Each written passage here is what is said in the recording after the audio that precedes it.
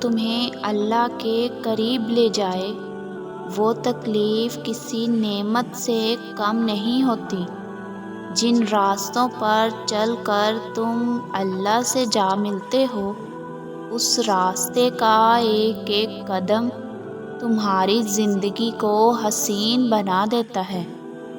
اللہ کی طرف جانے والا راستہ تمہیں حقیقی سکون سے آشنا کروا دیتا ہے۔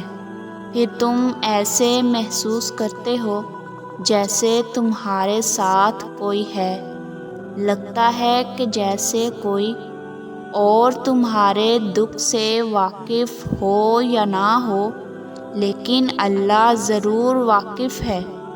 وہ درد بھی جانتا ہے اور اس درد کی دوا بھی۔ اگر کسی کے چھوڑ جانے کا غم، کسی چیز کے کھو جانے کا دکھ تمہیں بے چین نہیں کرتا، تم اللہ کی مصلحت سمجھ کر صبر کرتے ہو اور اللہ سے شکوہ شکایت نہیں کرتے، تو یہی وہ وقت ہوتا ہے جب تمہارا بہترین وقت شروع ہو چکا ہوتا ہے۔ جب تمہارا بہترین وقت آنے والا ہوتا ہے، تب تم دنیاوی زندگی کو نظر انداز کر کے آخرت کی تیاری کے لیے فکر مند ہونے لگتے ہو۔ تمہارا بہترین وقت شروع ہونے کی ایک نشانی یہ بھی ہے کہ تم لوگوں کو خوش کرنے کی بجائے اپنے اللہ کو راضی کرنے میں لگ جاتے ہو۔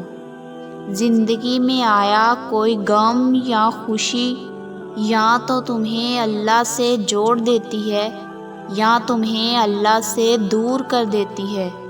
وہ تکلیف جو تمہیں اللہ سے جوڑ دے، اس کے قریب کر دے، تو وہ تکلیف تمہارے لیے کسی نعمت سے کم نہیں، اور جو خوشی تمہیں اللہ سے دور کر دے، وہ خوشی تمہارے لیے کسی سزا سے کم نہیں ہوتی۔ جب اللہ کسی کا بہترین وقت لانا چاہتا ہے تو وہ تم پر آزمائشوں کی بارش برسا دیتا ہے تاکہ تم ان آزمائشوں پر صبر کرو، اور وہ صبر تمہیں اللہ کے قریب کر دے۔ جب اللہ کسی کا اچھا وقت شروع کرنا چاہتا ہے تو اسے کوئی تکلیف یا کسی چیز کی کمی دیتا ہے، اور پھر اسے صبر کی توفیق دے کر اسے اس کی منزل سے ملا دیتا ہے۔ یقین کرو، اگر تم آزمائش کو اللہ کی رضا سمجھ کر صبر کرنا سیکھ چکے ہو، تو سمجھ جاؤ تمہارے لیے بند دروازے کھلنے والے ہیں، ٹیڑھے رستے سیدھے ہونے والے ہیں، تمہارا بہترین وقت شروع ہونے والا ہے۔